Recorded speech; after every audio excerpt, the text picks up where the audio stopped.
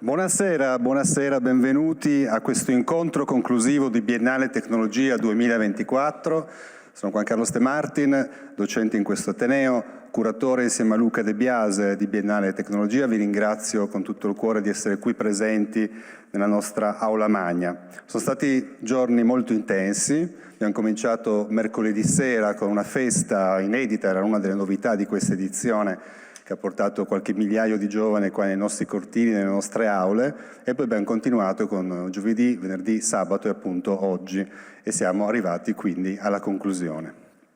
Sono stati degli incontri pieni di idee, pieni di proposte e soprattutto, lasciatemelo dire, pieni di giovani che hanno partecipato in maniera molto attenta e hanno fatto domande, perché ai nostri incontri, fin dall'inizio, fin dalla prima edizione del 2019, abbiamo sempre voluto che tutti gli incontri, che fossero lezioni, dibattiti o d'altro tipo, avessero uno spazio alla fine di interazione col pubblico. E sarà così anche oggi. Il mio compito adesso è di introdurre il nostro speaker, il nostro relatore conclusivo, che è una persona che siamo molto felici di ospitare di nuovo a Torino. Dico di nuovo perché ha un collegamento con Torino, è stato a Torino già diverse volte. Io personalmente lo conobbi quasi 20 anni fa per un incontro che si chiamava Liberamente e si parlava di Creative Commons, di software libero, di altre cose. Quella è la prima volta che avevo conosciuto Cory Doctorow, che mi aveva stupefatto per la sua velocità di eloquio in inglese, e da allora il contatto è rimasto anche con amicizie. So che è molto amico del nostro Bruce Sterling e di Yasmina, e quindi siamo molto felici che da Los Angeles abbia fatto questo lungo viaggio per tornare qui da noi a Torino. Ma chi è Cory Doctorow? Cory Doctorow, noto in tutto il mondo, è autore di fantascienza, che tra l'altro ha pubblicato molti suoi libri, forse tutti con licenza Creative Commons, è un attivista della cosiddetta frontiera elettronica, dell'Electronic Frontier Foundation, ovvero di quell'associazione della società civile che si batte per mantenere e per difendere i nostri diritti digitali, che ha avuto una serie di successi molto importanti per mantenere lo spazio online come dire, ragionevolmente sano, ma poi ce ne parlerà anche lui. È un giornalista, ha scritto articoli, scrive moltissimo. Se volete rimanere informati su molte questioni sul digitale, una delle fonti in assoluto più attendibili e più sul pezzo, come si dice, è il suo blog quotidiano pluralistic.net. Io stesso lo uso per rimanere aggiornato e a volte faccio fatica a leggere quello che lui scrive, tanto è produttivo con grande rigore. Varie affiliazioni accademiche, scrive quindi romanzi, appunto vi ho detto che è uno scrittore di fantascienza. Il suo ultimo romanzo è The Last Cause, e il suo ultimo saggio è su un tema molto vicino a quello che tratteremo oggi, The Internet Con, How to Seize the Means of Computation. Recentemente Cory Doctorow, che appunto è notissimo in molti ambiti, sicuramente nel mio, io sono un ingegnere informatico che si occupa di queste cose, è diventato, la sua fama è ulteriormente cresciuta in queste ultime settimane per un articolo pubblicato dalla Financial Times che è direttamente legato col titolo di questa sua lezione, che ha reso ancora più note le sue posizioni e la sua capacità di analisi del mondo online. L'articolo poi è stato ripreso anche in Italia, e quindi un'ulteriore, come dire, spinta a far capire a tutti, a tutte, quanto Cory Doctorow sia un riferimento per chi crede in una rivoluzione digitale al servizio di tutti noi, della collettività e dei cittadini, e non soltanto di alcuni pochi interessi concentrati. Quindi, senza perdere ulteriore tempo, sono molto lieto di invitare al podio Cory Doctorow.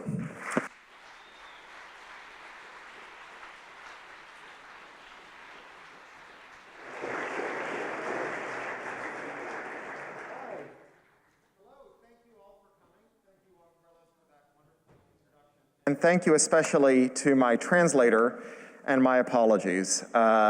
My strategy for dealing with jet lag is to drink enough coffee to kill a rhinoceros, and combine that with the fact that I am one of nature's fast talkers, and I am the scourge of translators everywhere. I will try to keep it slow, and I thank you and apologize in advance for your excellent interpretation back there. So last year I coined this term, enshittification, as a way of describing how platforms decay. And my obscene little word did big numbers. The American Dialect Society made it their word of the year for 2023. It really hit the zeitgeist. I have resigned myself to the fact that this means that I'm going to have a poop emoji on my headstone. So, what is enshittification and why did it strike such a nerve? Enshittification is my theory to explain how the internet came to be colonized by platforms and why all those platforms are degrading so suddenly and so quickly and so thoroughly, and why that matters, and most importantly, what we can do about it. Because we are all living through the Merdocene, a great enshittening in which the services that matter to us, that we rely on, are all turning into giant piles of shit, which is very frustrating. It's demoralizing. Depending on what those platforms mean to you, it can be terrifying. And I think that my enshittification framework goes a long way to explaining it. That it moves us out of a kind of mysterious realm in which the great forces of history are making these platforms go bad, and into a material realm in which specific decisions made by named individuals led us up to that moment.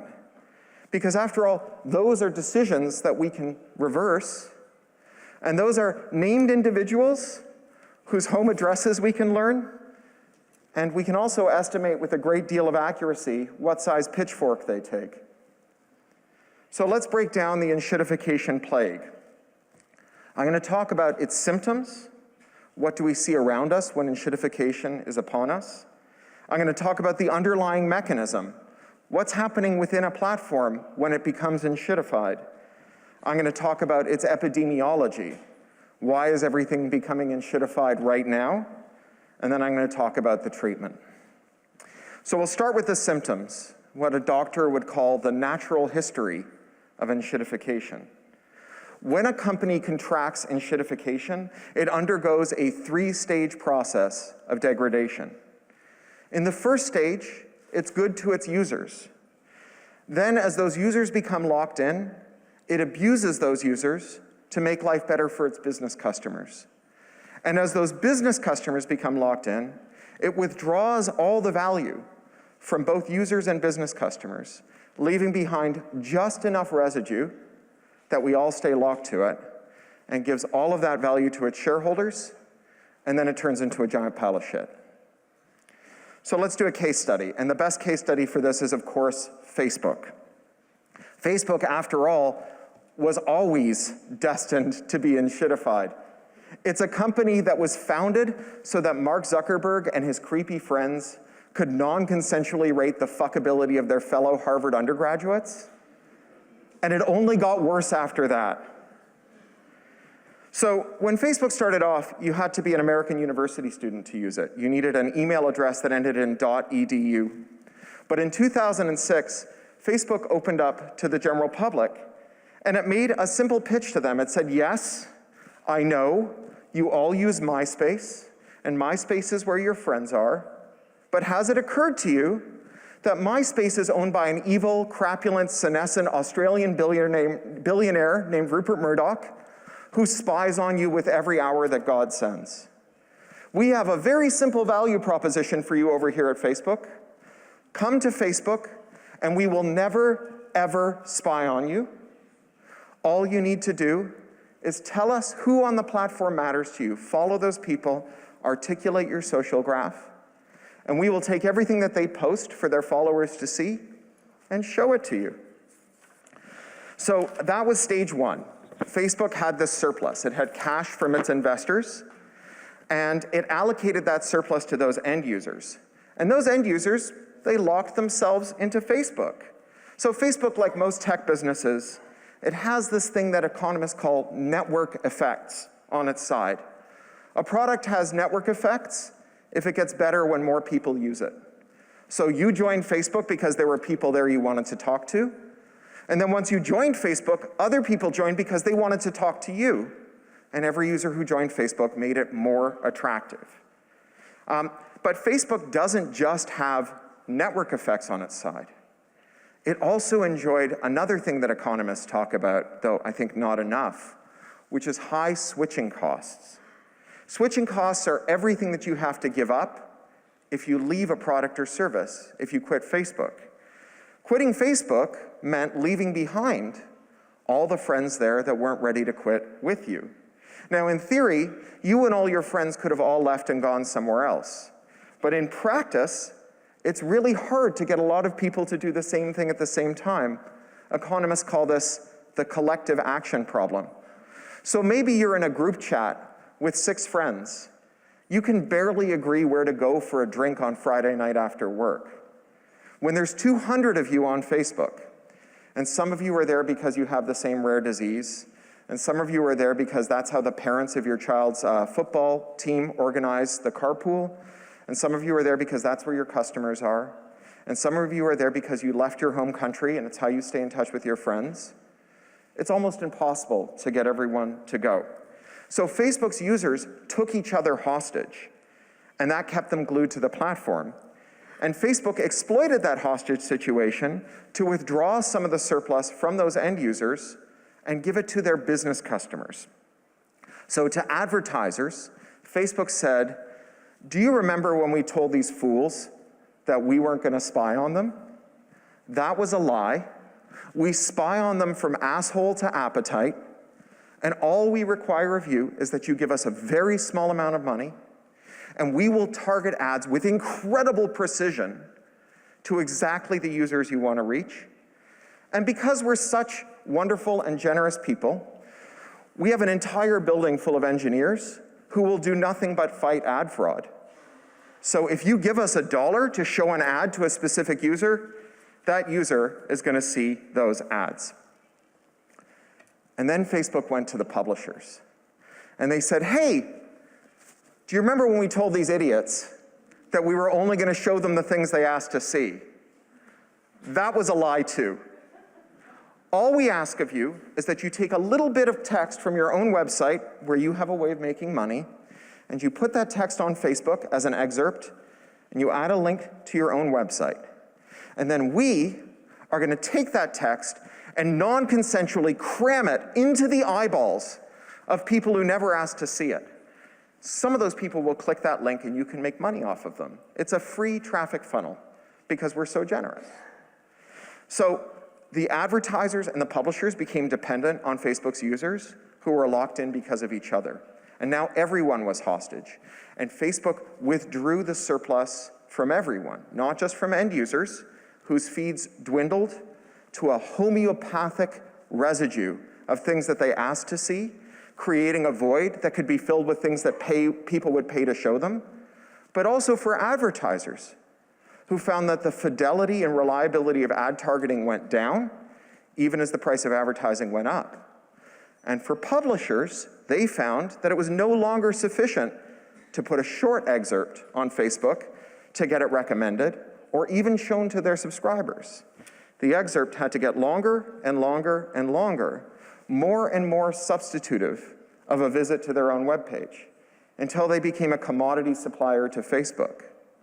And then Facebook said, by the way, that link to your website, maybe it's a malicious link. So we're not going to show your subscribers anything that has a link to something off Facebook. So now you're fully commodified, publishing the whole article with no link back to your site.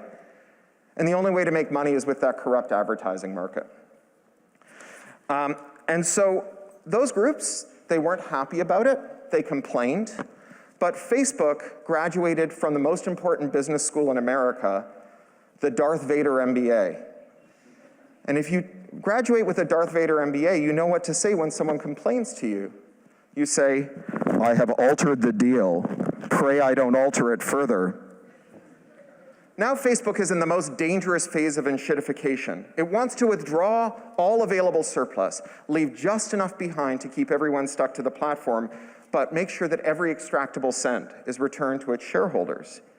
And the problem for Facebook is that is a very brittle equilibrium, because the difference between I hate Facebook, but I can't stop logging in, and I hate Facebook, and I'm never logging in again, is razor thin. All it takes is one privacy scandal, one whistleblower, one live-streamed mass shooting, and people bolt for the exits. And then Facebook discovers a hard lesson about network effects, which is that if everyone is staying because the people that matter to them are there, then when the people that matter to them leave, there's no reason not to leave as well. And when that happens, Facebook panics. Now in Silicon Valley, they don't call it panicking, they call it pivoting. Facebook's pivot looked like this. Mark Zuckerberg told us, I promised you that the future was that you would spend the rest of eternity arguing with your racist uncle using my primitive text interface. But I've had a revelation, and the future will consist of me transforming you and everyone you love into a legless, sexless, heavily surveilled, low-polygon cartoon character in a virtual world called the metaverse that we stole from a 25-year-old satirical cyberpunk novel, right? And that is terminal enshittification, right? That's when the platform turns into a pile of shit. So that is the procession of enshittification. That is what doctors would call the natural history of enshittification. But that doesn't tell you how enshittification works, nor why it's spreading, and without those details, we can't know what to do about it. So let's talk about the mechanism of enshittification. Why are tech companies so able to enshitify? Well, it's because they're digital. They run on computers. And computers are very flexible. And so any digital service you build on top of computers will have an enormous flexibility.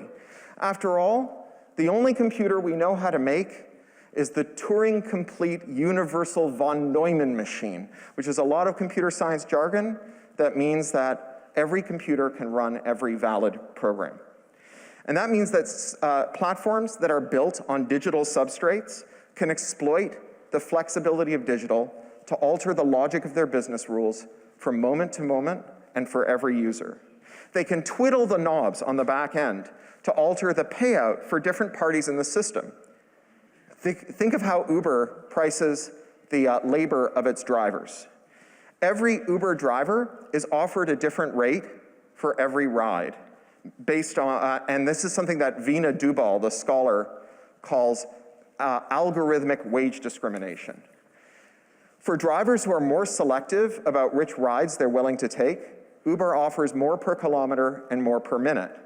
But if you take those offers and you become less selective about which rides you'll take, Uber lowers the rate that's offered per kilometer and per minute. It toggles up and down as the driver is more or less selective.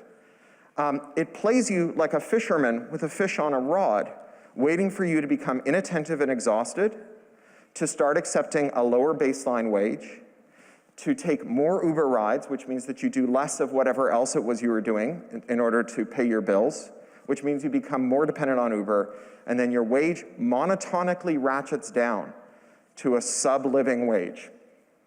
Now, this kind of shenanigans is not something that Uber thought of. I think we can assume that every boss, since the 19th century coal bosses that we immortalize in songs and Victorian novels, since they were around, they would have loved to have done this. The problem wasn't that they couldn't imagine it. The problem was that you could not build a warehouse big enough and fill it with enough people with green eye shades to change the paychecks of every coal miner from moment to moment and second to second to pull it off.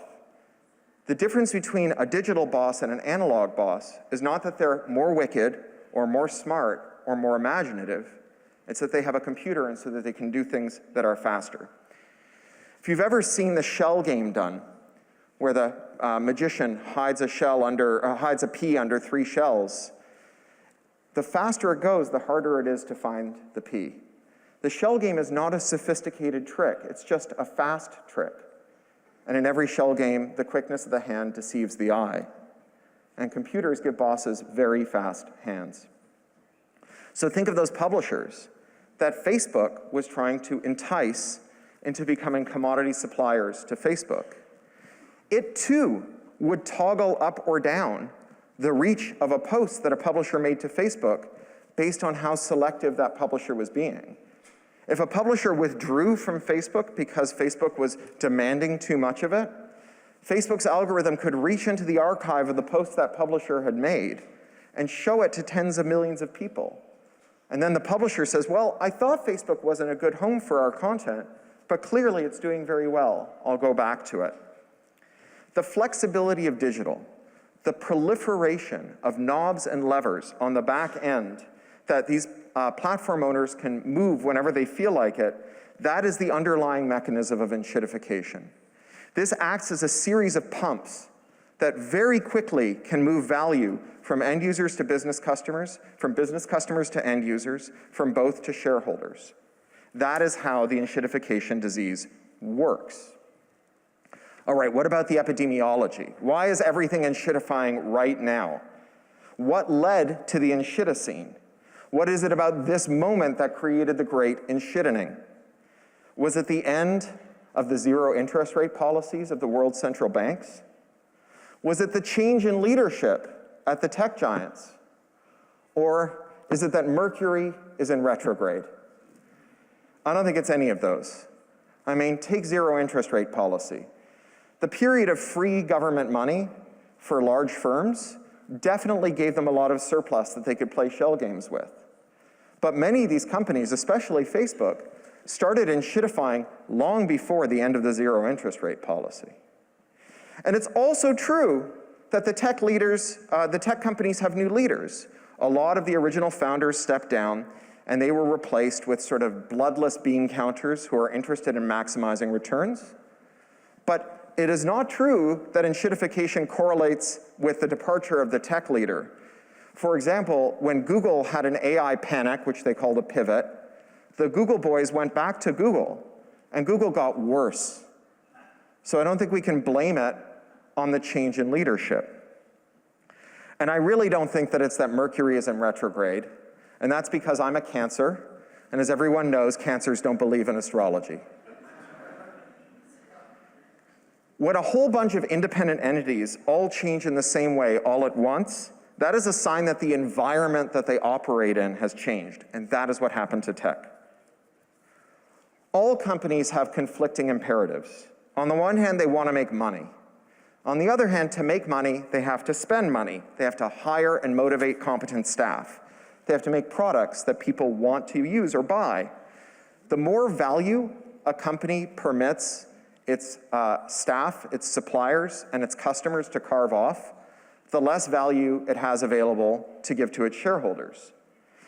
The equilibrium that we strive for, in which companies make products that we want to use under fair and decent conditions at prices that are also fair, that equilibrium arises from a situation in which companies fear that cheating, treating their workers badly, treating their suppliers badly, making bad products, charging too much, when they think that cheating will cost them more than they stand to make through their cheating. Now, what forces discipline companies? There's two that discipline all companies and two that discipline tech companies especially. The first one, obviously, is competition. Companies that fear that if they don't please you, you'll take your business elsewhere, on average, treat you better. And if they don't, they fail because you take your business elsewhere. The second one is regulation. Companies that fear that the government will punish them more than they stand to make from cheating you will, on balance, not cheat you. And if they do, the punishment will scoop up the gains that they seek to make. So those two forces discipline every company, but there's two forces that discipline tech companies especially. The first one is self-help that comes through interoperability, the ability of digital services to work with one another. Computers are extremely flexible, and so the digital products and services that we make from them are incredibly flexible. The only computer we know how to make is that Turing-complete universal von Neumann machine. It can run every program that is valid. And that means that users can always run a program that disenshittifies the product that the company has decided to enshittify. Imagine you're at a product meeting for a website, and you're around the boardroom table, and the person leading the meeting says, look, I figured it out. We're going to make the advertisements 20% more invasive and more obnoxious, and we're going to get 2% more revenue. out of those advertisements. Someone else at that table who does not care at all about the user's well-being will still put their hand up and say, look, the logic is sound, but what happens if 40% of our users go to the search engine and type, how do I block ads? Because when they do that, the revenue from those users, it doesn't stay at the status quo ante, 100%. It doesn't rise to the projected 102% that gets us all a bonus and a ski holiday in France. It falls to 0, and it stays at 0 forever, because no user ever went back to the search engine and typed, how do I start seeing ads again? So digital companies are always constrained by the fear that if they do something that displeases their users, that their users will unilaterally change the service back and make it better for themselves. So that's the first tech-specific constraint. And the second tech-specific constraint, the last constraint here, is tech workers. Tech workers have always had a very low union density, but that didn't mean that they weren't powerful. Historically, there was a talent shortage of tech workers, which meant that the workers had a lot of leverage over their bosses. Workers who disagreed with their bosses could just quit their jobs and go across the street and get a better job. And they knew it, and so did their bosses. Now, ironically, although this made sure that the tech workers got paid well, it also made them very exploitable. Tech workers overwhelmingly viewed themselves as founders in waiting, entrepreneurs only temporarily drawing a salary, heroic figures of the tech mission. And this is why things like Google's "Don't Be Evil" or Facebook's "Make the World More Open and Connected" mattered. They instilled a sense of mission in those workers. The librarian theorist Fobazi Ettar, she calls this vocational awe, but Elon Musk calls it being extremely hardcore. Tech workers had a lot of bargaining power, but they didn't flex it when their bosses demanded that they sacrifice their health, their families, their sleep to meet their bosses' arbitrary deadlines. So long as the bosses transformed their workplaces into whimsical campuses with gyms, gourmet cafeterias, laundry services, massages, and a free service to freeze your eggs so you could work through your fertile years, those workers could tell themselves that they were being pampered and not worked like government mules. But for bosses, there's an enormous downside to motivating your workers by appealing to their sense of mission, which is that your workers will feel a sense of mission. And when you ask them to enshittify the products that they ruined their health to ship, they will experience a sense of profound moral injury, and they will respond with outrage, and they will threaten to quit. And so tech workers became the final bulwark against enshittification. So the pre-enshittification era, the era of the old good internet, was not an era in which tech leaders were better. Those executives weren't nicer people. They were the same people with more constraint. Their worst impulses were checked by competition, by regulation, by self-help, and by their own powerful workers. So what happened? Well, one by one, each of these constraints was eroded until it dissolved, and it left the enshittificatory impulse of tech bosses unchecked. And that ushered in the age we're living in now, the Enshitocene. So it all started with competition. From the Gilded Age until the Reagan years, competition law's purpose was widely understood to be promoting competition.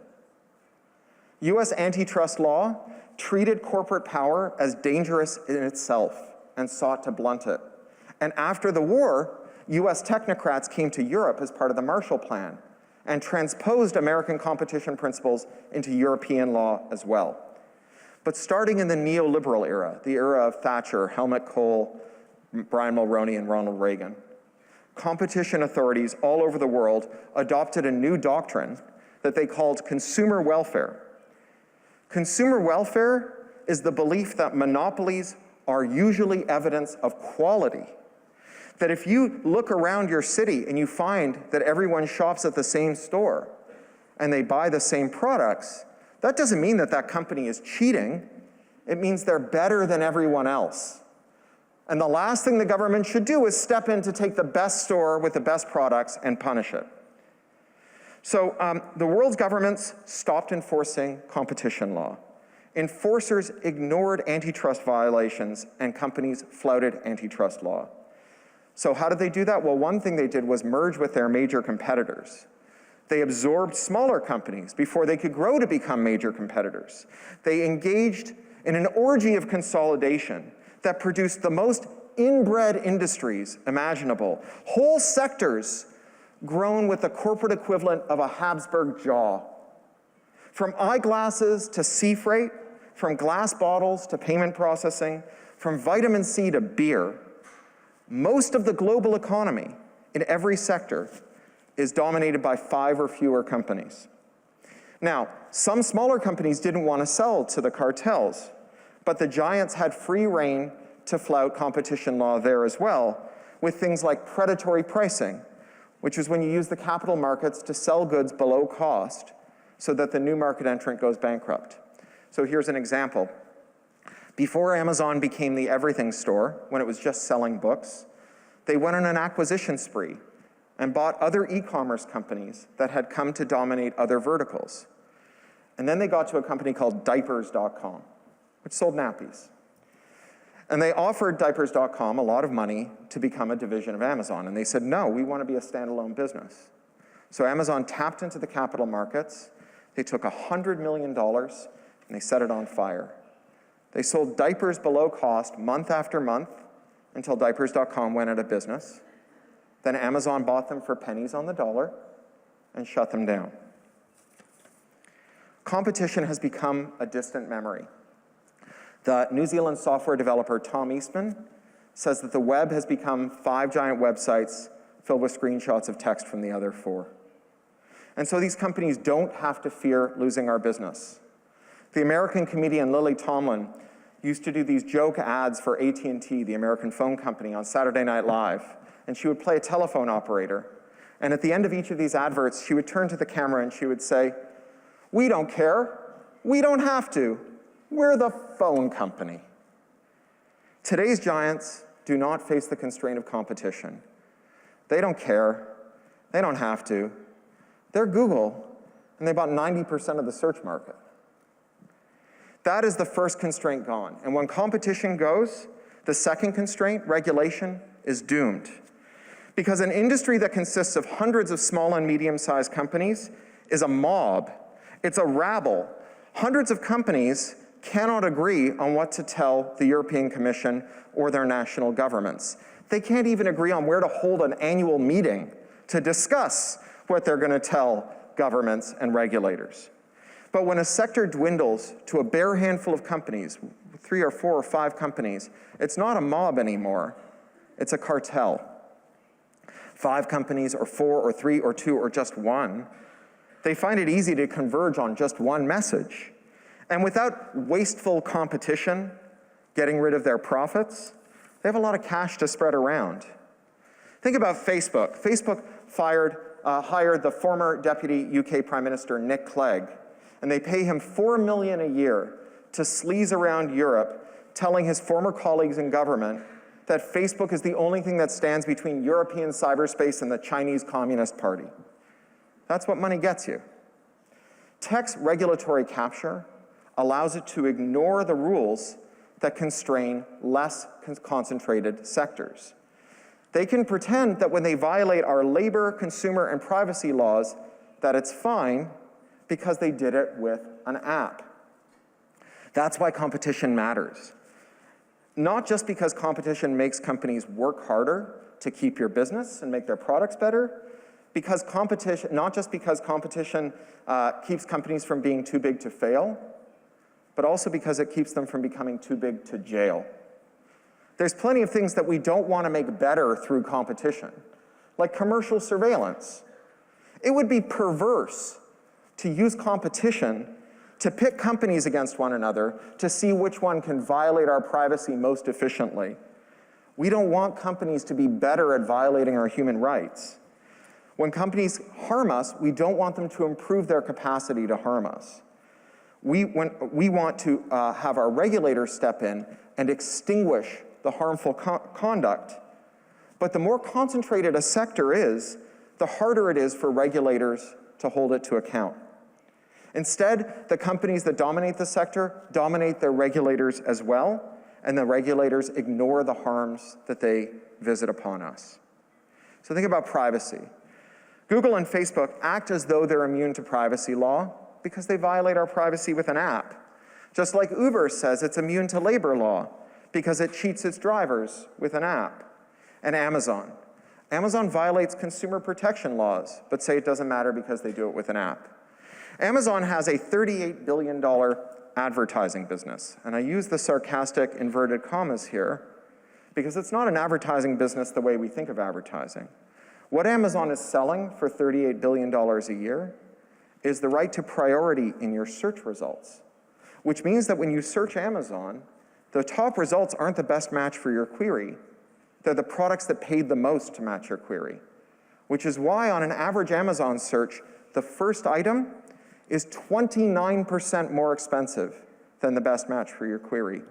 The first 4 items, on average, are 25% more expensive than the best match for your query. On average, to get the best price, you have to go 17 places down to get the best match on Amazon. Now, if you walked into Carrefour and you said, give me your cheapest Duracell batteries, and they gave you batteries that weren't Duracell and cost 30% more than Duracell batteries, your regulator would step in and shut down the store for cheating you.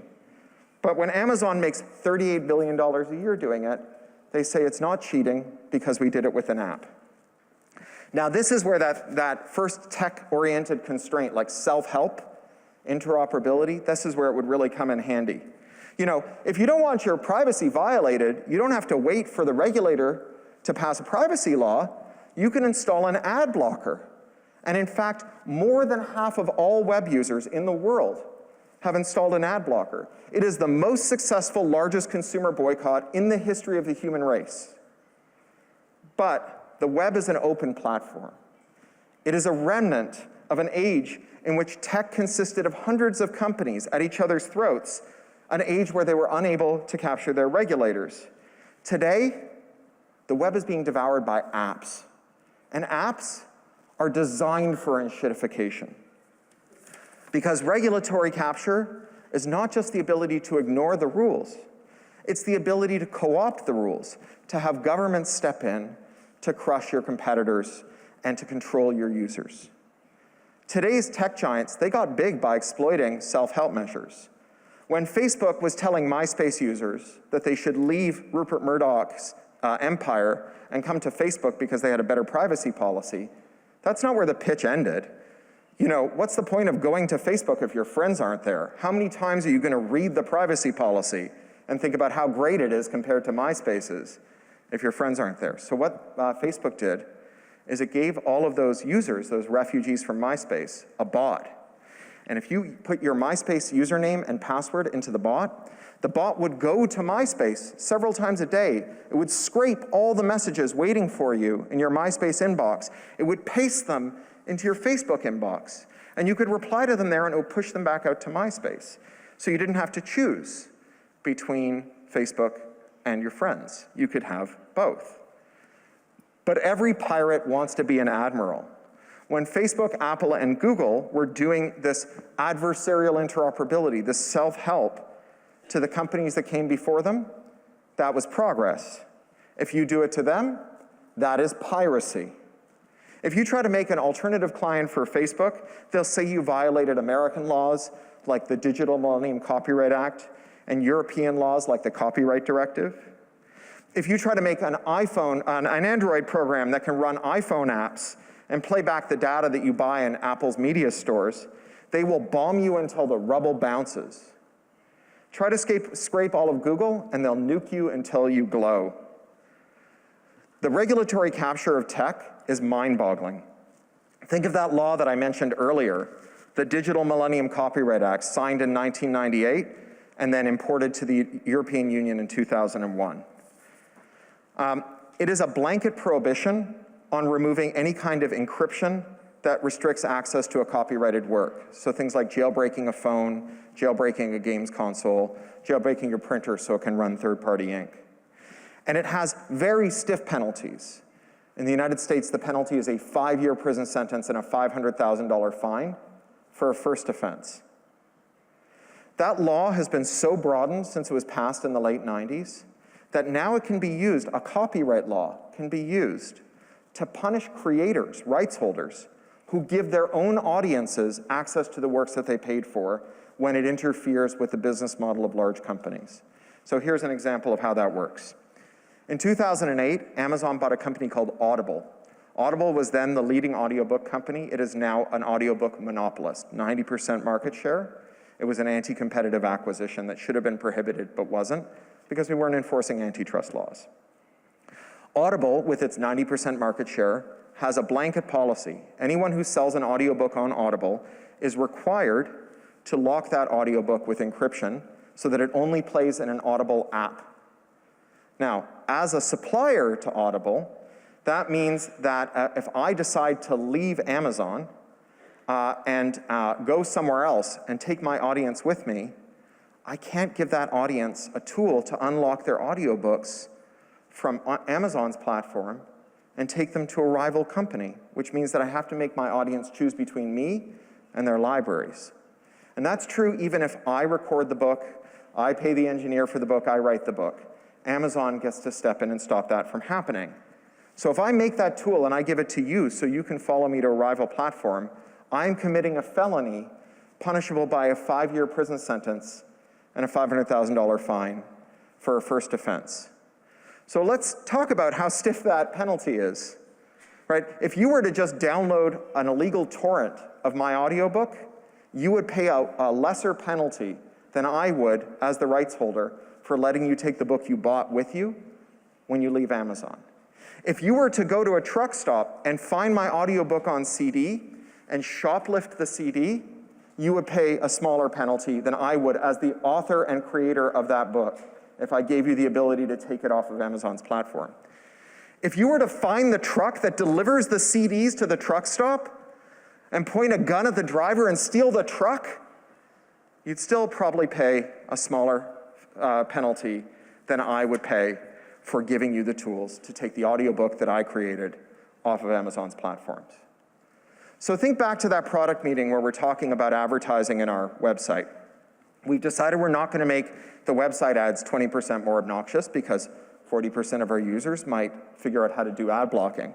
So the person who's running the meeting says, all right, next order of business, how about our app? If we make the ads 20% more obnoxious, we can make 2% more from our app. And he looks expectantly at the person who objected before.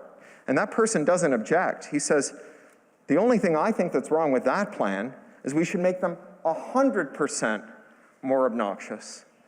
Because if the user goes to the search engine and types, how do I block ads on this app? The answer that they'll get is you can't. So why don't we do it? So that's the reason that every company wants you to stop using their websites and start using their apps.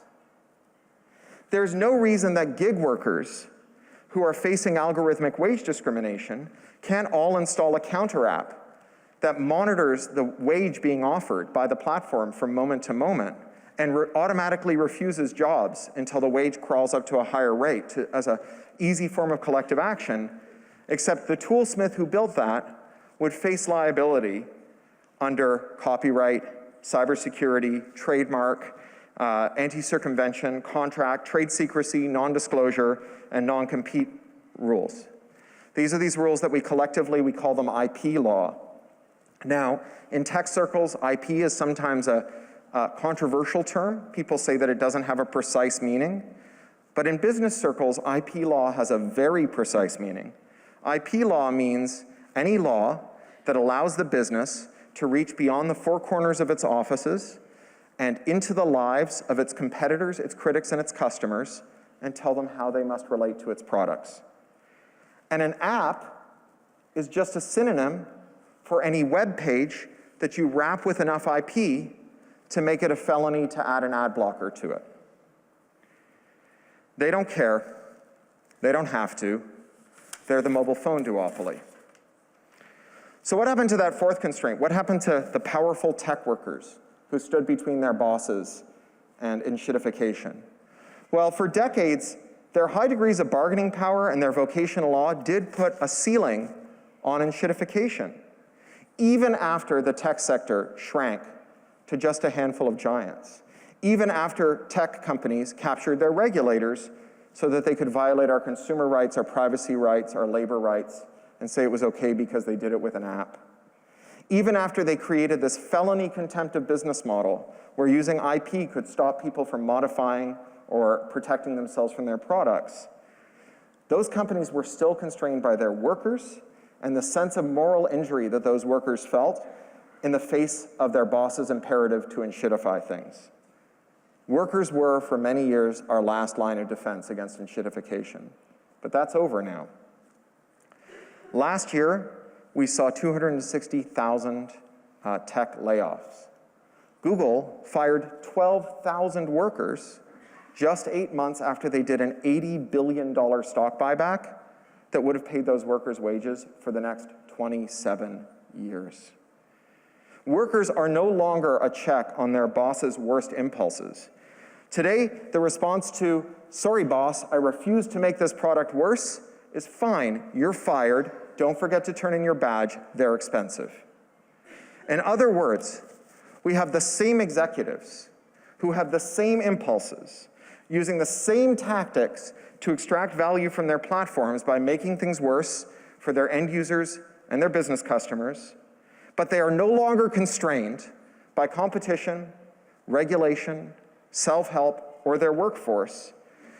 They do what they've done every day for their whole career. They come to the office in the morning, they go to the big lever on the wall marked "Enshittify," and they pull it as hard as they can.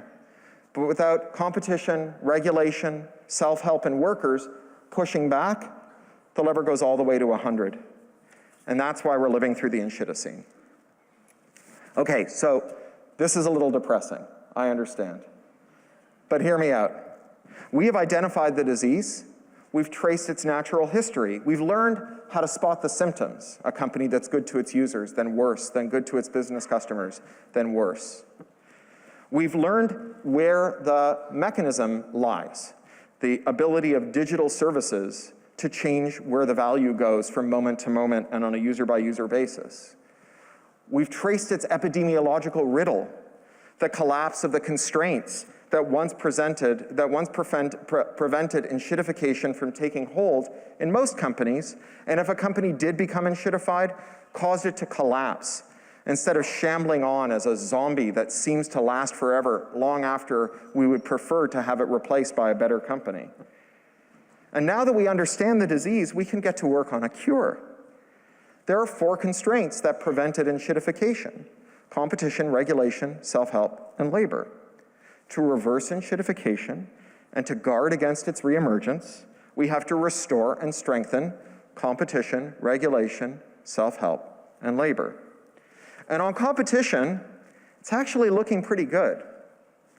In the European Union, in the United Kingdom, in the United States, in Australia, in Canada, and even in China, we are seeing more on competition being done in the last 2 or 3 years than in the last 40 years.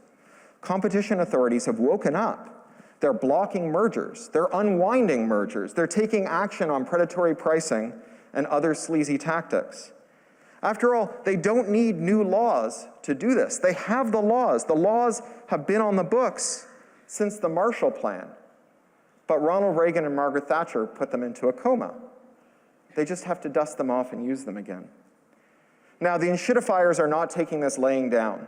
The business press can't stop talking about how stupid and old-fashioned all of this competition law stuff is. They call people like me hipster antitrust. And they really hate any regulator that does their job, like Marguerite Vestager or Terry Breton, or in the United States, the chair of the Federal Trade Commission, Lena Khan. Rupert Murdoch's Wall Street Journal has run 100 editorials about Lena Khan, complaining that she's not doing anything. I gotta tell you, Rupert Murdoch does not pay his editorial board to write 100 editorials about someone who's not doing anything. Competition has a long way to go, but all over the world, competition is seeing a massive resurgence. Yes, they put it in a coma in the 1980s, but it's woken up, and it's really pissed. So what about regulation? How do we get tech companies to stop doing that one weird trick of adding with an app to their law violations and escaping enforcement? Well, here in the European Union, we're actually starting to figure it out. This year, we got the Digital Markets Act and the Digital Services Act, and there are parts of them that I don't think were well considered, but on balance, these are good pro-competitive rules. But the most important thing about them is not what the rules say, but how the rules will be enforced. Because the DMA and the DSA bypass national European courts and move all enforcement to the federal court. That means that tech giants can't rely on friendly courts in tax havens like Ireland, because every tax haven inevitably becomes a crime haven. If a company is able to pretend to be Irish this week, then next week they could pretend that they were Luxembourgian, or that they were Dutch, or that they were Cypriot, or that they were Maltese. And so the Irish government needs to make sure that they don't do anything that makes those tech companies that they're so dependent on unhappy, which is why the Irish data commissioner, who's in charge of enforcing privacy law on all the tech companies in Europe, which pretend to be Irish, hardly gets out of bed. And when they do make a ruling, 5 years later, it's overturned by the federal court. So now, we're going to start our enforcement in the federal court, and we're going to bypass national courts that have been compromised by tech companies. Now, in the United States, we might actually finally get a privacy law. You have no idea how backwards American privacy law is. The last time the United States Congress created a new consumer privacy law was 1988. It's a law called the Video Privacy Protection Act, and it prohibits video rental stores from telling the newspapers which VHS cassettes you took home. Right? That is the last time America got a new privacy law, 1988. It's been a minute. And the thing is, there are a lot of people who are angry about things that have a nexus with the bad state of American privacy law. Say you're worried that Facebook made your grandpa into a QAnon, or that Instagram made your teenager anorexic, or that TikTok brainwashed millennials into quoting Osama bin Laden, or that the cops are rolling up the identities of Black Lives Matter protesters, or maybe the rioters who stormed the Capitol on January 6th, or that right-wing attorneys general in red states in America are following teenagers who cross state lines to procure an abortion, or that black people are being discriminated against for hiring and financial products, or maybe that someone is making an AI deepfake porn of you. All of those start with the fact that we don't have a privacy law. A federal privacy law that prohibited the non-consensual collection and processing of data would make most of those impossible and seriously curtail the rest, which means that the coalition for a privacy law is gigantic. And it is cohering in the United States, and we are seeing new bills and new regulatory action being introduced every week. And so I'm confident we're going to get something here. What about self-help? Well, here's an area where the EU is lagging. The Digital Markets Act has a mandate that requires companies like Facebook and Apple and Google to open up gateways so that a new company, a co-op, a startup, even a big rival or a nonprofit, can run their own service that connects to it. And that's great if the gateway does what you need it to do for your vision of a new service. But if it doesn't and you just want to reverse engineer it, the DMA has nothing for you. IP law still makes this an incredibly fraught business. But in the United States, we're finally seeing some action here in the form of state right to repair laws that just prohibit companies from invoking IP law to stop people who reverse engineer their products in order to fix them. Because as Stein's law says, anything that can't go on forever eventually stops. And it is offensive that we have laws that allow companies to tell us how we have to use their products after we buy them. HP has an entire building full of engineers whose only job is to think of new ways to torment you with your printer so that you spend $10,000 a gallon on ink to print out your shopping lists, your kids' homework assignments, and your boarding cards.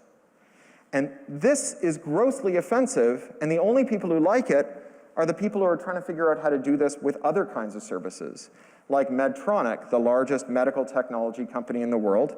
It pretends that it's Irish, so it's sort of a European company, and they're figuring out how to lock people with diabetes continuous glucose monitors to their insulin pumps so they can turn them into walking inkjet printers.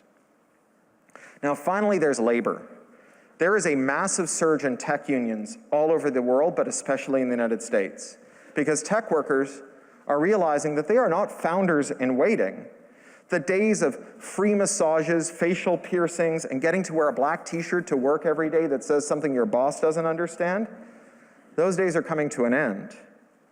In Seattle, Amazon's tech workers walked out with its warehouse workers because they're all workers. The only reason those tech workers aren't monitored by AI that times them when they go to the toilet and takes money out of their paycheck if they pee too often is because they have bargaining power, and that bargaining power is going away. The way things are going, Amazon programmers will be like Amazon's warehouse workers.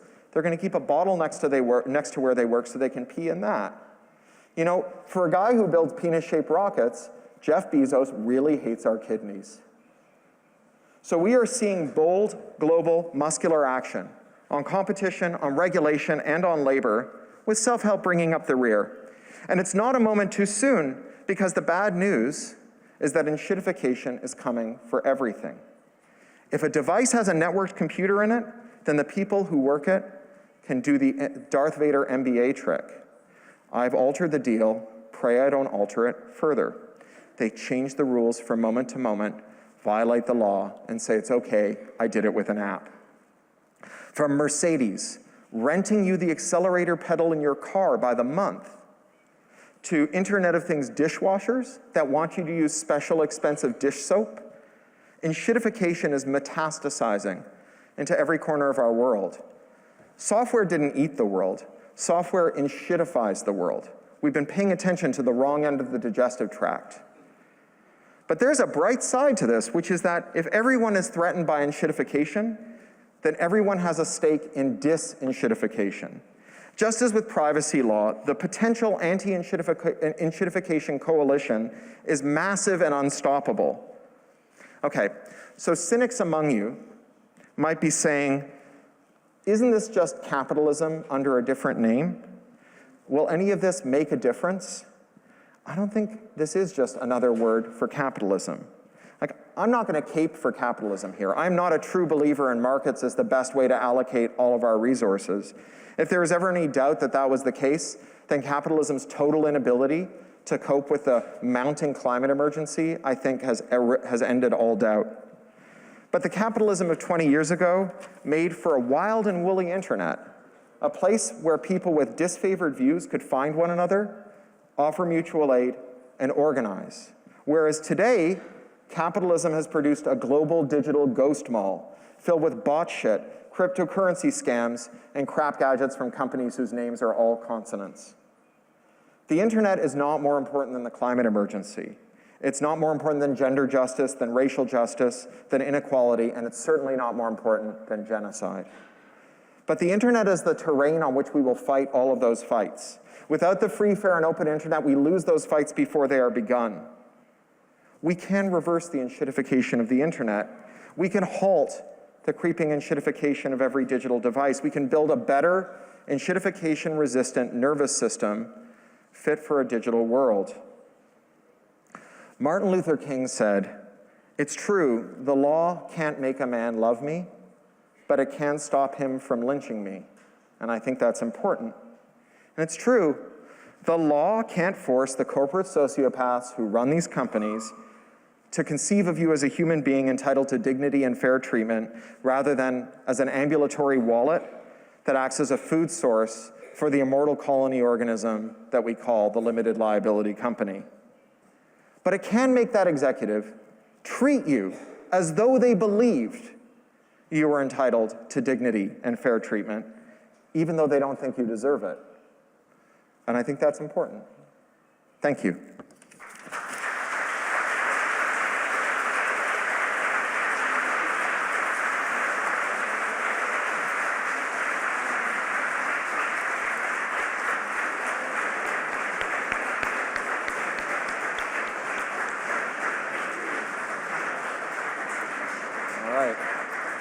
Carlos, welcome down. Grazie molte a Cory Doctorow. Come vi dicevo, qualche minuto per domande al nostro illustre ospite prima di concludere definitivamente questa edizione di Biennale. Ci sono il nostro staff con dei microfoni. Vi prego di essere molto concisi perché l'ora comincia a essere tarda. Alzate la mano se volete porre una domanda, ovviamente anche in italiano perché verrà tradotta in ogni caso se necessario. Anche qua. Allora, abbiamo due domande, ha prima alzato la mano lui. Io ti dico, sono sempre stato appassionato di questi discorsi e volevo chiederti una domanda un po' particolare, nel senso, secondo te internet possiamo considerarla la prima, diciamo, intelligenza artificiale o qualcosa di simile? Cioè, come consideri internet?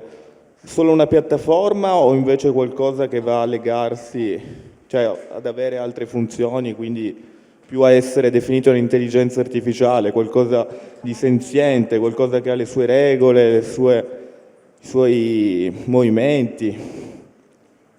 I'll need a translation. Okay.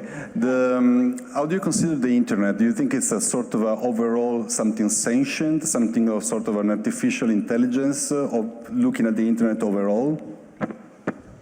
I don't, maybe I missed something in the translation there. I don't think the internet is an artificial intelligence. I think the internet is a communications and coordination tool, but that doesn't mean it's not important. Coordination is the foundational task of our species, right? It is the thing that allows us to be superhuman, right? What one person can do is human. What two people can do is superhuman. But as soon as two people try to do something together, they have to pay a tax, and that tax is the meeting, the discussion, the agreement, right? And we form institutions and we create systems to lower the coordination costs so we can do things together, so we can find each other and so we can mobilize. Those institutions take many forms: universities, governments, the church, the mafia, the family, the restaurant, right? They're all institutions that allow people to coordinate. Imagine trying to serve dinner to strangers every night without the structure of a restaurant, right? So coordination lowers, automation services can lower our coordination cost, and they let us do more with less hierarchy. So it used to be that it took a giant building to coordinate, with a giant company in it to coordinate an encyclopedia or to coordinate an operating system. Now we make it more like ants build hills, right? With each person contributing some of their labor without having to make reference to an overall strategy or structure. And so that's a really powerful tool. Given the coordination problems we have in our future, we need really good coordination tools. So think about the climate emergency and an energy transition. We're very worried about how much energy we consume. And it's true that given our current energy configuration, we consume too much. But I'm a Canadian, and Canadians consume more energy than anyone in the world. We're like cold Americans. And if you wanted to give every person on the planet the energy budget of a Canadian, you would only need to capture 0.4% of the solar radiation that reaches the Earth's surface. But to coordinate that project, we are going to have to marshal the materials, the space, the storage, the transmission lines to do this. This is a big coordinated project that we are going to struggle to do using traditional coordination tools. So we need a good, open, fair internet so we can manage this project. After all, for most of human history, we treated materials as though they were abundant. We used them once and we threw them away. And we treated energy as though it was scarce. But every time the sun comes up, the Earth gets a new shipment of energy. We only get new materials if a meteor survives entry through the atmosphere. And so to reorient our society around abundant energy is within our grasp, but only if we can coordinate. And so that's why I think the internet is important. Not because it's an AI or a thing or a person or intelligent, but because it allows us to do more together. Benissimo, una domanda qui. Thank you. Buonasera. Date pure il microfono. Ok, perfetto, grazie. Buonasera, mi sentite? Come devono agire secondo lei? No, un attimo. Microfono, provi un po'. Prova, mi sentite? Sì. Buonasera. Secondo lei, come devono agire i lavoratori del settore digitale per contribuire a questo processo? E secondo lei, dal suo punto di vista, qual è la loro situazione in questo momento storico? Riferito al discorso del potere contrattuale anche. Grazie. Well, in the United States, bargaining power for workers has never been better, or not, at least in living memory. I'm not the world's biggest Joe Biden fan. I became an American citizen just before the last election, and I donated money to 3 Democratic candidates for president. None of them were Joe Biden. But even I have to say that Joe Biden's administration has done a lot for labor rights. So in America, there's 2 main union avoidance strategies. The first one is that you illegally bust the union. So you fire union organizers, you spy on workers, and you lie to them. And the second one is if they manage to get a union, you don't give them a contract. You just refuse to sit down and bargain with them. So the new General Counsel of the Labor Regulator, the National Labor Relations Board, Jennifer Abruzzo, an Italian, has said that any company that interferes with a union election, you don't have to have an election. The union is automatically recognized. And she said any company that doesn't give its workers a contract automatically has to abide by the contract of a comparable company that is unionized. And so we're seeing the end of the structural difficulties in forming unions. Now what we have to do is change the way tech workers think of themselves, not as small business people who are temporarily acting as employees, but as workers first. Now, there is an enormous amount of tech worker organizing in the sector. And the most important thing about it is it's recognizing these correspondences with other kinds of workers in the supply chain. So you have tech workers who are expressing solidarity, for example, with Kenyan click workers who do data classification for AI training or for content moderation. And they're saying, we are all tech workers in this company. We're all together. And that's the thing that's going to actually carry it forward, because it's only when we split up workers that they lose to their bosses, when we can play one off against the other one. So I'm more familiar with the American context than the European context here, but I'll tell you one more American thing at the risk of being an American chauvinist, which is that the large unions in America had become quite corrupt and ossified, and they've seen revolutions where they have new, good leadership for the first time in years. So the United Auto Workers just struck against all 3 auto companies, including Fiat, Stellantis. And they won a contract against all 3 with their new leadership. And when it was done, they announced, we set this contract to expire in 2028. Every other union, when you strike a contract, make your contract end in 2028 too. And when all of our contracts are due, we're going to have a general strike.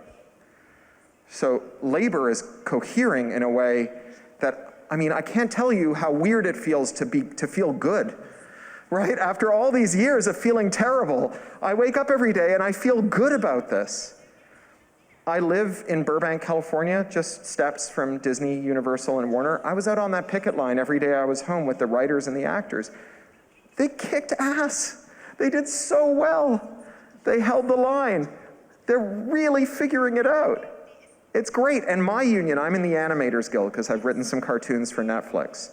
My union, which sucks, we are now about to overthrow our leadership and replace them with good leaders who are going to demand a militant contract too. So it's a hell of a moment.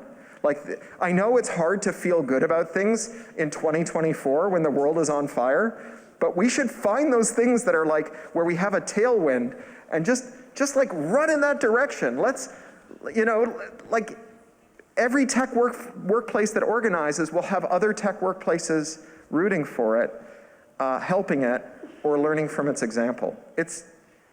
I can't tell you how great it feels and how disorienting it is to wake up feeling great about this stuff.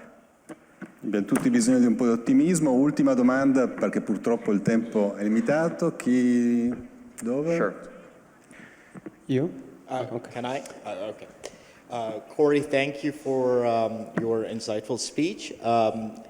You identified and proposed solutions based on what, yeah, it's me. I can't say, oh, there you are. Hi. Sorry. Identified solutions based on, okay. Based on what the government can do about the enshedification of any platform, or what the regulations can do, what competition laws can do. What can users do, or in other sense, maybe perhaps some engineers who believe in the same values of privacy or how to protect them.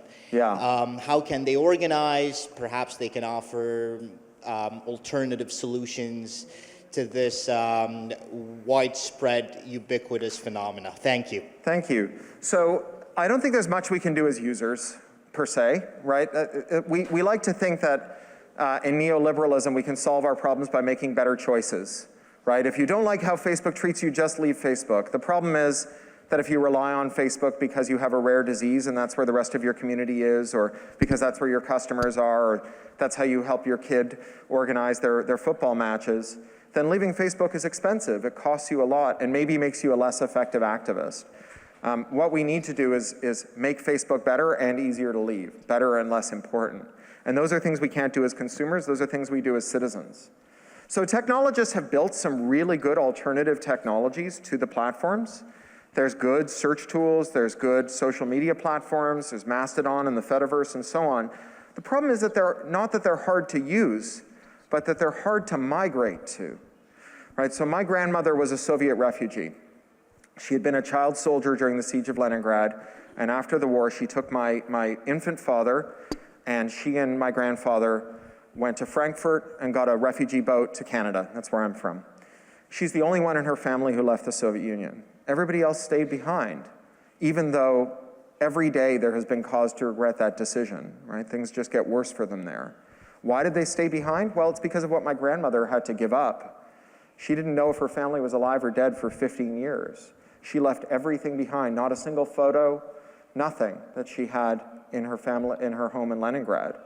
She gave it all up, and so it was hard for her to leave, and most people didn't. Most people stayed. If we make it easy to leave, then people will try other things. But we can't make it easy to leave as individuals. We can only do that as citizens. This is a matter of regulation, right? As a technologist, it's not hard to build the scraper that lets you leave Facebook, but still have the scraper go back to Facebook and grab any messages waiting for you. But if you try to do it, they'll say that you violated cybersecurity, trademark, copyright, anti-circumvention, and so on, and they'll shut you down. And even if they don't, Apple and Google won't let that app be in the App Store. And so these are not things that we can solve as individuals, consumers, or users, or even as technologists building better platforms. All of those solutions that we have available to us as users, consumers, and technologists come after the regulatory environment that makes it possible for people to make those choices. Right now, the choice that you make as an individual doesn't matter because there is no competition, because there is no way to ease your passage from one place to another. Once that's possible, right, once you can leave Facebook without leaving behind everything that matters to you there, then by all means become that asshole vegan who shows up and tells all your friends you should stop being on Facebook. Leave Facebook. It's easy, right? I am a Zucker vegan. I haven't used a Facebook product since 2006, but I know that most people can't do that.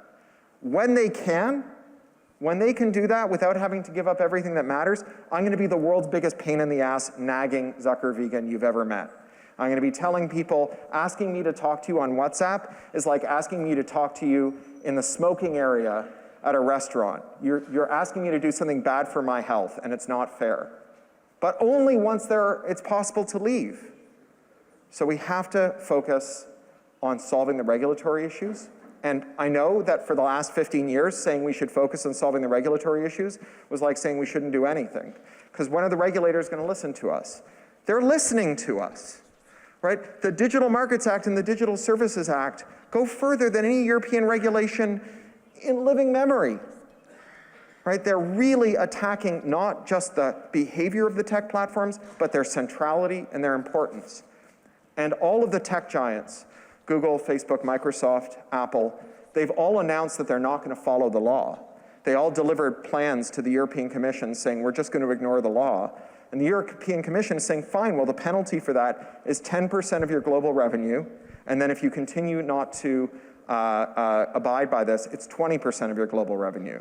And they're going to fight it, right? And the European Commission is going to need all of us to call our MEPs, to call our national governments, to stand up, to march, to join digital rights groups, to talk to our political parties about this. And the last thing I'll say is that this is a bipartisan feeling, right? This is not distinct to leftists or Marxists or progressives or socialists. The right, including the far right, are lined up against the tech monopolies, right? No matter what political tendency you come from, there is an institution that will help you work with other people as a citizen to do something about it. So I mentioned Lina Khan, this transformative chair of the Federal Trade Commission, the most powerful consumer regulator in the world. So 6 years ago, Lina Khan was a third-year law student. She wrote a paper called Amazon's Antitrust Paradox that totally upset the way that economists and lawyers thought about tech and competition. It was revolutionary. So during the start of the Biden administration, Joe Biden put her up for the Federal Trade Commission, and we didn't think she would get confirmed because the Republican senators would have to vote for her, the right-wing senators would have to vote for her. But 12 Republican senators voted for her, and the joke's on them because in 3 years she's done more than all of the chairs of the Federal Trade Commission for the last 40 years combined. So there are coalitions possible right now, even among people who you disagree with about everything else in the world, to fight corporate power and concentration. We are at the cusp of a new way of relating to technology, and it starts with having our elected representatives and the enforcers that they oversee actually enforcing existing law so that corporations are no longer too big to fail, no longer too big to jail, because a company that is too big to fail and too big to jail is too big to care. We have to make them care. We have to make them afraid that they'll lose our business, their employees, that they'll get fined. And without that, all is lost. And if we can do that, everything is possible. Thank you. Grazie a Cory Doctorow.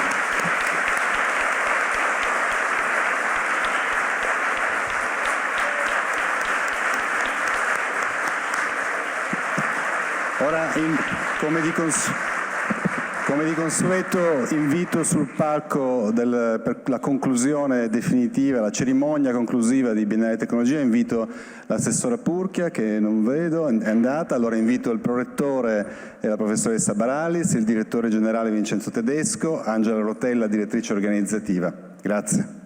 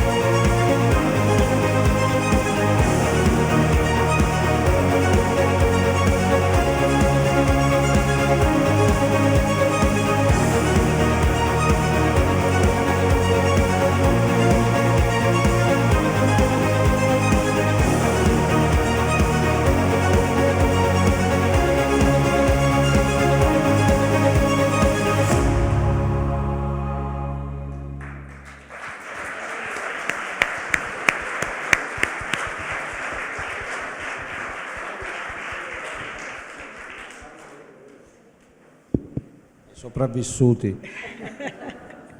Sì, allora parto io e vorrei esordire, avete visto già tutto quello che è stato anche solo in queste poche immagini, Sono stati 4 giorni magnifici, travolgenti, super interessanti, e quindi io vorrei veramente ringraziare con tutto il cuore i curatori, Juan Carlos De Martin e Luca De Biase, per il lavoro che hanno speso nel pensare al programma. Complimenti. E poi vorrei aggiungere un'unica frase, perché è veramente tardi, che sono contenta che siano state, raggiunte tutte le possibili fasce di età, che vanno dalle persone più mature agli studenti del Politecnico, ma anche alla fascia dei ragazzini giovanissimi. C'era uno spazio 0-14 anni di fronte al Politecnico che è sempre stato affollatissimo di bambini che avevano voglia di sperimentare e provare che cosa vuol dire usare una tecnologia o pensare una tecnologia. Quindi grazie anche per aver pensato proprio a tutti e aver cercato di raggiungere tutti con cosa può essere la tecnologia. E detto questo, aggiungo un'ultima cosa: ci vediamo nel 2026 per l'edizione dopo, e lascio la parola agli altri. Io mi associo ai ringraziamenti a Juan Carlos e Luca De Biase. Anche questa lexio finale scoppiettante, con l'andamento direi quasi da KO tecnico, devo dire, è stata importante anche per far capire alcune sfaccettature, alcuni elementi, e devo dire che Biennale è stata questa, tante pensieri, tante facce, è andato tutto bene. Per un direttore generale avevo sempre il pensiero che qualche telefonata mi arrivasse in questi 4 giorni, ma è andato benissimo. Ma quello che volevo fare io è ringraziare tutti i miei collaboratori, dal primo all'ultimo, per il lavoro che hanno fatto, splendido, e che anche adesso stanno lavorando dietro quella parete, che ringrazio, vi saluto, e soprattutto la squadra che abbiamo, uno spirito fortissimo, lavoriamo tutti insieme, e questo per me è l'aspetto più importante. Poi adesso andiamo a mangiare qualcosa, perché onestamente dai, certo. Vai Angela, grande Angela. Grazie mille. Io ovviamente ringrazio ancora davvero tutti i nostri colleghi e colleghe che hanno reso possibile tutto questo. Molti sono qui in sala, quindi a loro va davvero il nostro applauso. Ringrazio il pubblico, che quel poco che è rimasto però è per voi che facciamo tutto questo, sono il nostro pubblico, e quindi davvero anche a nome dell'assessore Purchia, che ci ha dovuto lasciare per un altro impegno, un grazie alla città che partecipa con questo interesse, e a tutti quelli che sono venuti da tutta Italia per raggiungere la nostra manifestazione. E adesso l'ultima parola a Juan Carlos De Martin. Sì, allora si conclude la 4ª edizione di Biennale Tecnologia, ed è un momento importante in maniera super rapida, per ricordarci da dove siamo partiti. Siamo partiti dal fatto che 7 anni fa, perché ormai sono 7 anni fa, ho incrociato un collega che conoscevo molto poco, che è seduto qua in prima fila, il professor Guido Saracco, che parla delle sue idee del Politecnico e mi chiede di dare una mano a quello che stava facendo in quel momento, e tra le cose che feci all'epoca scrissi 3 righe di Politecnico potrà fare una manifestazione su tecnologia e società, proprio 3 righe, nel suo programma elettorale. Lui divenne rettore del Politecnico, e quelle 3 righe, a volte i programmi elettorali, sapete, non è che abbiano una fortuna eccezionale, però in quelle 3 righe Saracco mi disse: bene, adesso trasformiamole concretamente in qualcosa di tangibile, e quindi entrò questo e tante altre cose nel piano strategico del Politecnico. E tra le altre cose che abbiamo messo in pista c'era proprio questa idea del festival, e gli organi dell'Ateneo, quindi ovviamente non soltanto il rettore, ma gli organi dell'Ateneo, tutto l'Ateneo, potremmo dire il Politecnico, disse sì, facciamo questa cosa. La facciamo nel 2019 per il 160° anniversario del Politecnico, un festival su tecnologia e società che francamente, adesso ve lo posso dire, non sapevamo se avrebbe incontrato l'interesse di tutti i nostri studenti, dei colleghi, della cittadinanza, perché un festival tecnologia e società con il motto tecnologia e umanità non c'era in Italia e non c'era in Europa. Non vado altrove. Quindi effettivamente c'era la speranza, l'intuizione che potesse funzionare, però anche, come dire, un po' di rischio.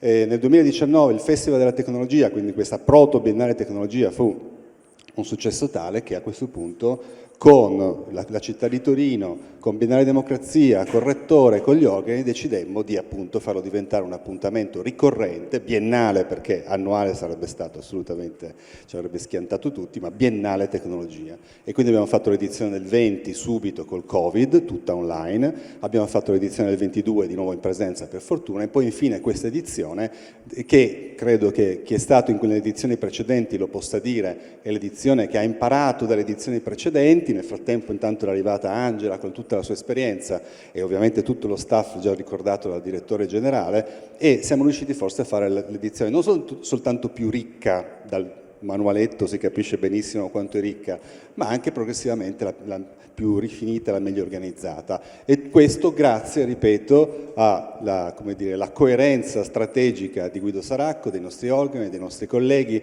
di tutti quanti, e quindi lasciatemi ringraziare gli organi di Biennale Tecnologia che abbiamo creato dopo la scorsa edizione, i nostri garanti, il Consiglio Scientifico, il Comitato di Indirizzo che hanno contribuito a questa edizione, ovviamente tutti quanti i colleghi del Politecnico, tutti anche i docenti, i ricercatori, i dottorandi, gli studenti, gli assegnisti che hanno contribuito a questa edizione in maniera particolare, ovviamente a tutto il pubblico che è venuto, famiglie con le carrozzine anche oggi, gente col cane, forse sono andati via, là dietro in fondo all'aula magna, quindi veramente un grazie a tutti. E vorrei però concludere con un'email di un nostro studente che ci scrisse dopo l'edizione Covid, quella tutta online del 2020, intitolata lunedì 16 novembre, il giorno dopo dell'edizione di Biennale, alle 11.03 del mattino, scrive al rettore del Politecnico e dice: oggetto, la miglior serie TV del Politecnico. Gentile professor Saracco, buongiorno. Ho seguito in maniera quasi morbosa la migliore serie TV che il Politecnico abbia creato. Il finale della prima stagione nel 2019 è stato emozionante, ci ha lasciato tutti col fiato sospeso e quindi non potevo non continuare con la seconda stagione. Ho messo da parte gli impegni di tutto il weekend e sono rimasto incollato al PC anche 6 ore al giorno. E ne valsa la pena. Il cast eccezionale con vecchi attori, nuovi comparse, intrattenimento di alto livello nonostante le difficoltà delle riprese dovute al particolare periodo. Naturalmente sto parlando del Festival della Tecnologia divenuto biennale. La presente per ringraziare lei e tutto lo staff. Questi eventi danno agli studenti legna da ardere per il fuoco delle loro passioni, speranza, a volte anche conforto, ma soprattutto grinta e consapevolezza. Sono un laureando, tra qualche mese lascerò l'Ateneo. Lo considero un bel saluto, se non un arrivederci, e attendo con ansia la terza stagione. Cordiali saluti. Uno fra tanti. Grazie.